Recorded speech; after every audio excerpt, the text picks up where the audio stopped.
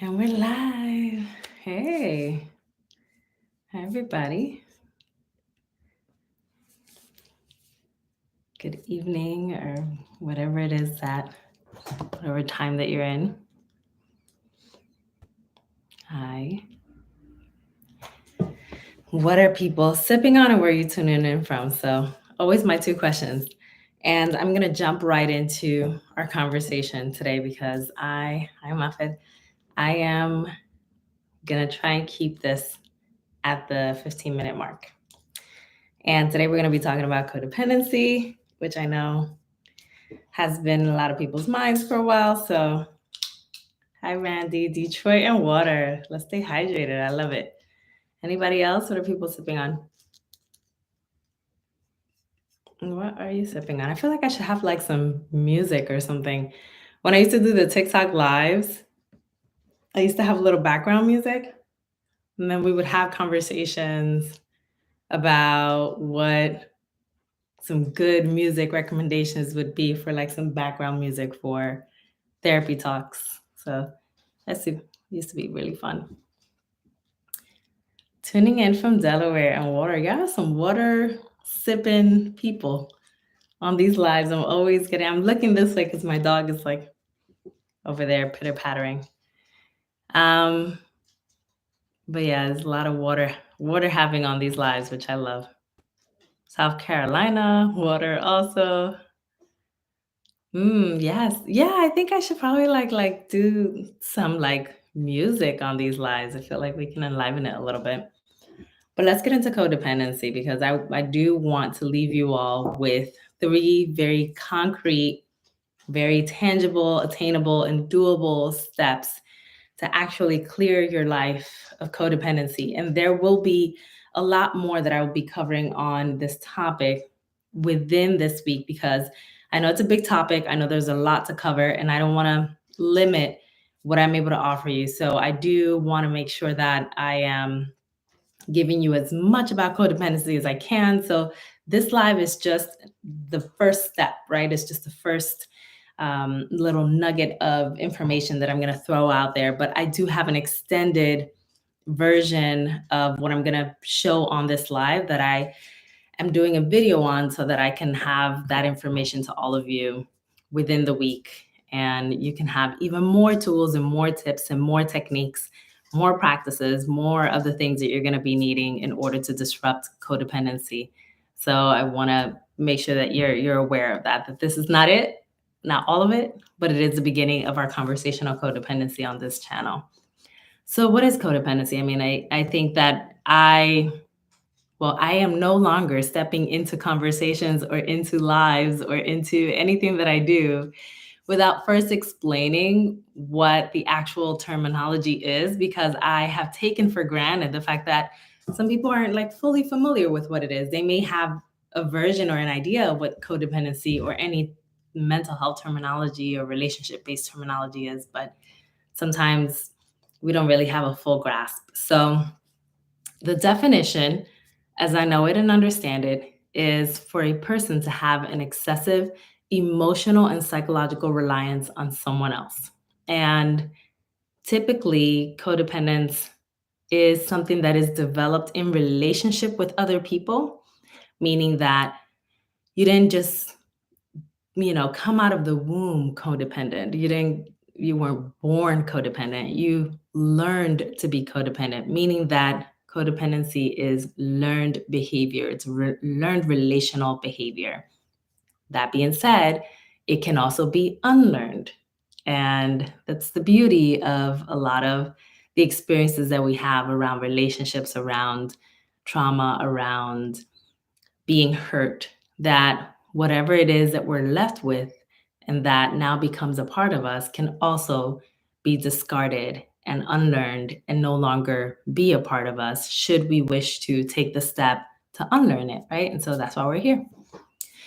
So, the first nugget that I want to leave you with in reference to how you unlearn the process of codependency is you are going to need to face your fear of being alone.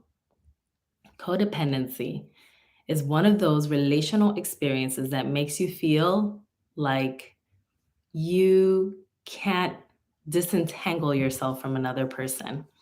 And usually, what's at the heart of that is that you feel that when loneliness kicks in, it hits you pretty harshly. You're constantly focusing on how incredibly empty or dark your world feels without the presence of the other person. And typically, that's what gets you in the situations, or it gets you into the patterns of then reconnecting with people that very often are no good for you. However, they actually fill the void of loneliness. So, actually befriending yourself and engaging in a healthy relationship with yourself and with your alone time can be a deterrent from codependent processes and codependent behaviors. So, if you're somebody that realizes that for yourself, a part of what keeps you in the codependent process is that you literally cannot feel alone. Some people do this by being serial monogamous. Some people do this by just not being able to sit in silence and always needing to be doing something with someone or just staying really busy. Other people, do it by way of like always needing to be in touch or in contact. There's so many variations of that. But at the core is this fear of being alone with yourself, being alone with your emotions. And all of that makes it so that you don't allow yourself an opportunity to befriend yourself in the ways that is going to create a long-standing disengagement or detachment from codependency. I'm really chopping up my words today. And thank you for that compliment on the curls. They are out today.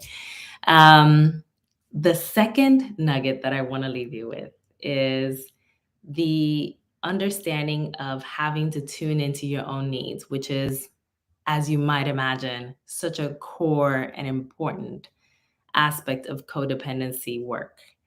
And the reason why I say that is because typically individuals that identify as codependent tend to neglect their own needs.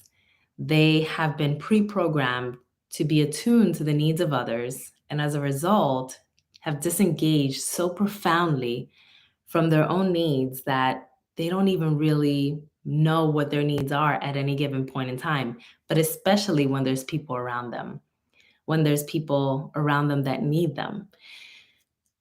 When we learned about codependency, especially in its infancy, when we were first learning about it, we were learning about these behaviors being deeply connected with families or relationships where there was some sort of substance abuse, and there being a need for you to be present for somebody that could have overdosed or could have, just um, enter relapse, right? And so you were like kind of like that safety blanket for that person.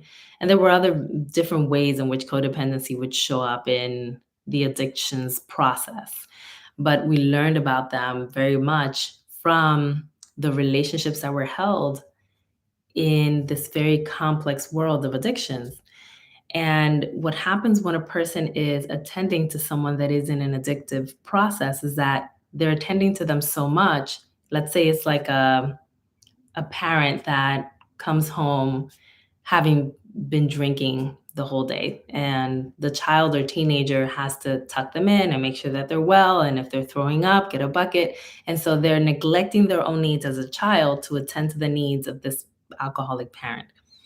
And so we started learning about this whole suppressing your own needs for the sake of others through our understanding of how people care for individuals that are in an addictive process. And so when it comes to breaking from codependency, what needs to happen? The exact opposite, tuning into your needs rather than neglecting them. My current situation of being alone. I'm facing the things. I'm facing the things. I love to hear that. I'm finally doing the inner work. Yes, Cece, that warms my heart. I'm loving that for you. And I know it's hard. So I'm not like, cheerleading you on without understanding the fact that this is probably like a really hard time for you. So I honor that. And also, I hope you're proud of yourself. The third and final thing that I want to leave you with, and remember, I'm going to do a more extensive version of this. So, please, by all means, if you haven't subscribed to this channel, please do so. And the first video that I think I'm going to release, first or second, in these coming days is going to be around the more extended version of how we release some of these codependent behaviors. So definitely stay tuned for that. But the third thing that I want to offer in this live is working on healing from your traumas. And I know that that's big. And I know that that's, in essence, kind of a lot of what I cover, right? And so it's like, how long does it take? It does take a while. However, trauma itself makes a person shrink and develop a strong dependence on others.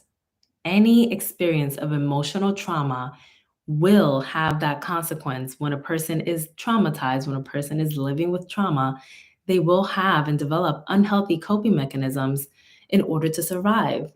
And that will also lead them into a codependent process, which means that healing the traumas and healing the undercurrent of pain that is there will also absolve some of the unhealthy patterns that you've been working through or struggling with.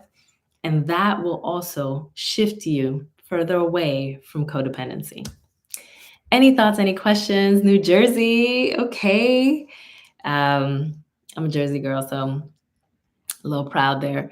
But any thoughts or any questions that y'all might have, please pop them in the chat. I'm happy to answer them. Look at y'all, 30 folks in here. Really appreciative of you tuning in. And I'm hoping that this was helpful. I mean, there are 3 things. I wanted to leave it at 3 in order for it to be tangible. Because if I overwhelm this live, then you're going to be like, what? There was so much covered. I don't even know what to do with it. However, if there are 3 things and you can say, okay, 3 things were covered, I can work on the 3. I can, write wherever it is that I'm writing about any part of my healing, 3 things, and I can start there. And then when I drop the video later on in the week, you can say, okay, well, there's a few more that I can focus on. Let me just table those while I focus on the 3, and then I'll come back to them. Yeah.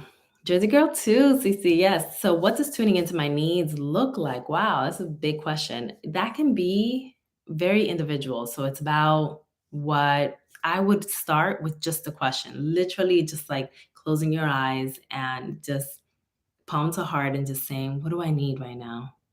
Like right now, I feel like I need water, feeling a little bit dehydrated lately, just because a lot of salt intake and some flights and just feeling like a little off. So I feel the need to have water. I really feel the need. My love language is touch or primarily.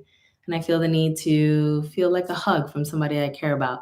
So stuff like that, you just like literally tune into your own needs just by saying, what do I need? What do I need?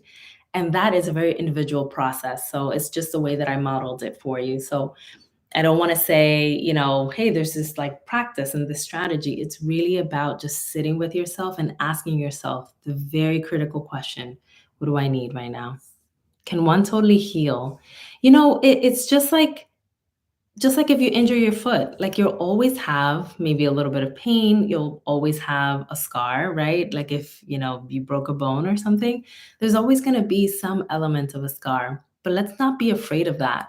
It's okay to have these emotional scars that are there, but what are you going to do with them? How are you going to carry them? I think that's the bigger question, but it's a wonderful question, Paola, and I honor that. I just think we can like look at the scars from a perspective of they're there and what how do the scars add to my story and how can I, tell my story from my perspective in an empowering way despite these scars being there. I think that that's a place that I would love to see us all in. This live is so timely. I was thinking about my codependent habit, and how emotionally unsafe I feel about it. I'm glad that it's timely, and I'll be focusing a lot on the topic throughout the weekend. So hopefully you'll tune in and grab a couple more nuggets that can be helpful.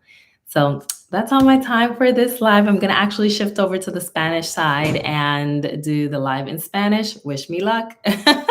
So if anybody wants to tune in Spanish or send it over to someone, then the link is right there. And thank you so, so much for tuning in. I'm grateful for all of you. And I'll see you next week for another live. Y'all take care.